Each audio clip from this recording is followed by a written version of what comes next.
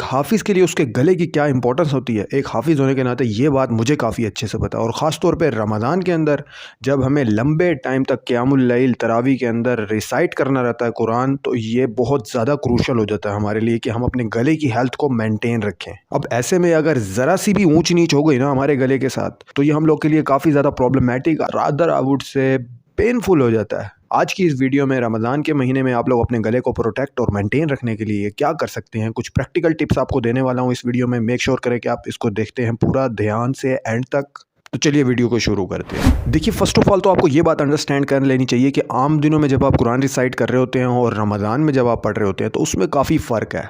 जब आप रमज़ान में कुरान पढ़ रहे होते हैं तो आप लोग रोज़े के साथ होते हैं, और रोज़े के साथ होने की वजह से आप लोग पानी पी नहीं सकते। जब आप अपने गले को इस्तेमाल करते हैं तो आपका गला खुश्क होता है, लेकिन आप उसको मॉइस्चराइज़ करने के लिए पानी नहीं पी सकते या कोई भी लिक्विड नहीं ले सकते। और चूंकि रिवाइज़ करने का टाइम ही आपके पास वही होता है जिस टाइम आपका रोज़ा हो, और अफ्तारी के बाद तो आपने तरावी ही पढ़ानी होती है, तो इससे पहले ही आपको रिवाइज़ करना होता है। दैट्स वे फिर आपको जब भी रिवाइज़ करना है तो आप रोज़े की ही हालत में होंगे। रात को तो आप कर नहीं सकते क्योंकि उस टाइम आपने आराम करना रहता है और आप थके भी होते हैं तरावी के बाद, तो उस टाइम माइंड सही से वर्क नहीं कर रहा होता। लेकिन आपके गले को मॉइस्चराइज़ करने के लिए भी आपको वक्त मिलता है।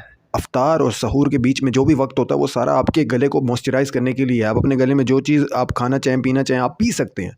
लेकिन उस टाइम पे आप सबसे बड़ी मिस्टेक करते हैं कि आप गलत चीज़ें खाते हैं। दैट्स वाई आपका गला ख़राब होता है। मैं जानता हूँ कि अफ्तार पकोड़े और समोसे के बगैर अधूरी लगती है, लेकिन एक बात बताऊँ आपको, मैं आपको हकीकत बोल रहा हूँ कि कितना ही टाइम गुजर चुका कि मैंने अपने घर में कभी अफ्तारी के वक्त पकोड़े या समोसे खाए हों। बल्कि इवन रमज़ान तो क्या, मैं वैसे भी ये चीज़ें नहीं खाता, क्योंकि ये चीज़ ना सिर्फ आपके गले बल्कि आपकी हार्ट हेल्थ के लिए भी बहुत ज़्यादा नुकसानदायक होता है, क्योंकि इनमें घी काफ़ी ज़्यादा होता है। दैट्स वाई ये आपके कोलेस्ट्रॉल को बढ़ा देते हैं, और आपका कोलेस्ट्रॉल जो है ना अल्टीमेटली आपकी आर्टरीज़ को ब्लॉक करता है, जो कि आपको हार्ट स्ट्रोक देने में एक बहुत बड़ा किरदार अदा कर सकती हैं। लॉन्ग टर्म में अगर आप इसको यूज़ करते रहें डेली बेसिस पे, तो देख लेना, अगर आपको आज नहीं तो कल आपको इसका नतीजा मिल जाएगा। और अल्लाह ना करे ऐसा कुछ हो, तो समझदार वही होता है जो वक्त रहते डिसीजन ले ले। इसलिए आपको चाहिए कि आप रमज़ान के इस महीने में जिस दौरान आप तरावी पढ़ा रहे हैं ना, उस टाइम तो इन चीज़ों को अवॉइड ही करें, और वैसे भी इनको अवॉइड ही करना चाहिए। क्योंकि जब आप रोज़ा खोलते हैं ना, तो उस टाइम आपका गला, सारा दिन आपने कुरान पढ़ा होता है, रिवाइज़ करा होता है, तो आपका गला काफ़ी ज़्यादा डिहाइड्रेटेड हो जाता है। उस टाइम आपके गले को मॉइस्चराइज़ करने के लिए जो चीज़ें चाहिए होती है ना, वो पानी या इस तरह के कोई लिक्विड जो आपके गले को हाइड्रेट कर दे, आपके गले को रिकवर करने में मदद करे। लेकिन आप क्या करते हो, आप रोज़ा खोलते साथ ही घी में तली हुई चीज़ें खाने लग जाते हो, और जैसे ही जब आप ये चीज़ें खाते हो और उसके बाद प्यास कहते हैं कि बुझती नहीं जब तक हम ठंडा पानी ना पिए। ये अक्सर लोग यही बोलते हैं। तो जैसे ही आप ये घी वाली चीज़ें खाते हो और ऊपर से आप ठंडा पानी पीते हो ना, तो आपके गले में जाके वो चोक हो जाता है, वो जम जाता है, और फिर आपके वोकल कॉर्ड्स जब हिलते हैं, जब आप कुछ बोलते हो या पढ़ते हो, रिसाइट करते हो कुरान, तो उनके बीच में आपको एक खराश सी महसूस होती है। दैट्स वाई आपको ये चीज़ मेक श्योर करनी है कि आपने घी वाली चीज़ें और ठंडा पानी, इन चीज़ों को आपको रमज़ान के तरावी के दिनों में अपने आप को इससे दूर रखना है। और इसके अलावा खट्टी चीज़ों से भी आपने अवॉइड करना है, क्योंकि ठंडी और खट्टी चीज़ें यही मेन रीज़न होते हैं हमारे गले को ख़राब करने का। और इसके अलावा अगर आपके गले के अंदर खराश नहीं बल्कि आपके गले के अंदर स्वेलिंग हो चुकी है, तो उसकी सबसे बड़ी वजह ये होती है कि आपके गले को स्ट्रेस बेयर करने की आदत नहीं थी, आपके गले की प्रैक्टिस नहीं थी तरावी के लिहाज से, क्योंकि आपने तरावी में एकदम से इतना ज़्यादा स्ट्रेस दे दिया कि आपके आपका गला इस चीज़ को बर्दाश्त ही नहीं कर पाया। दैट्स वाई आपका स्वेलिंग हो गई आपके गले में।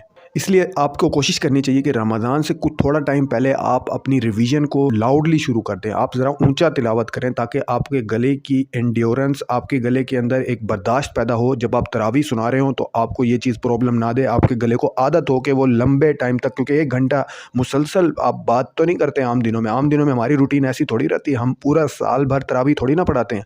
तरावी तो हम सिर्फ रमज़ान के वो आखिरी वो जो 20 दिन होते हैं, शुरुआत के 20 दिन 25 दिन, बस उतने ही दिन पढ़ाते हैं, और पूरा साल भर हम कुछ इतना ज़्यादा बोलते नहीं। तो उस 20 दिन के पीरियड के लिए हमें उससे 1-2 हफ़्ता पहले या कोशिश करनी चाहिए 1 महीना पहले अपने गले को थोड़ा करके प्रोग्रेसिव ओवरलोड करना चालू कर देना चाहिए। कभी 5 मिनट थोड़ा देर ऊंचा पढ़ो, फिर 15 मिनट, फिर 25 मिनट, फिर ऐसे करके 1 घंटे तक इसको लेके जाओ, ताकि आपके गले के अंदर बर्दाश्त पैदा हो। और जब फिर तरावी में आप सुनाने के लिए खड़े हो तो आपका लाउडनेस लेवल जितना भी ज़्यादा बढ़ जाए, लेकिन आपके गले को कुछ ना हो। और अब बात करते हैं वर्स्ट केस सिनेरियो की। अगर आपका गला ख़राब हो गया है तो अब क्या करें? तो देखिए, अगर आपका गला ख़राब हो गया ना, तो कुरान पाक के अंदर सूरत नहल है, उसके अंदर यखरुजु मिन बुतूनिहा शराबुम मुख्तलिफन अलवानुहु फ़ीही शिफ़ाउल लिन्नास। शहद के बारे में बात हो रही है कि शहद के अंदर जो है वो शिफा रख दी गई है।